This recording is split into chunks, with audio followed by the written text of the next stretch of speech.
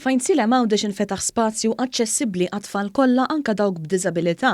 Dan se jservi ta' niċċa sikura ta' tagħlim, logħob u kreattività għal kull min iżuru u kien possibbli grazzi għal investiment ta' 120,000 euro minn Fondi Ewropej.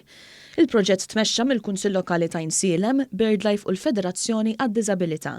Is-Sindku tal-lokal Kevin spjega aktar karatteristiċi uniċi ta' dan il-ġnien. Fejn inti għandek spazju miftuħ, fejn għandek il-lat rekreattiv fejn wieħed jista' jiġu jistrieħ, l-lat edukattiv fejn inti għandek il-wiet tista' titgħallem fuq is-siġar ta' pajjiżna l-ixtil endemiċi, eċetera. Għandek amphitheater għat-tfal tal-iskola fejn jistgħu jiġu jitgħallmu, għandek ukoll post ukoll fejn it-tfal jistgħu jilagħbu. Il-Ministru Għawdex Clint Camilleri ddeskriva l-ispazju bħala wieħed inklussiv. Fejn apparti l-aspett ambjentali u l-aspett edukattiv anke rekreazzjonali propju li ser ikun hawnhekk, ser ikun post li ikun totalment aċċessibbli anke għal persuni b'diżabilità. Is-Segretarju Parlamentari għal Fondi Ewropej Stefan apparti qal ukoll li l-proġett se jilħaq 4 miri differenti. Se jkun qiegħed jilħaq 4 miri.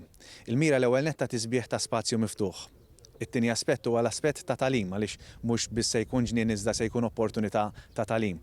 L-opportunità wkoll li l-Kunsill se jkun qed jaħdem ma' NGO ambjentali. Iżda fuq kollox l-aspett ta' inklużjoni. Il-proġett ġie ffinanzjat mir-raba' miżura tal-programm Leader amministrata mill-Fondazzjoni Għawdex.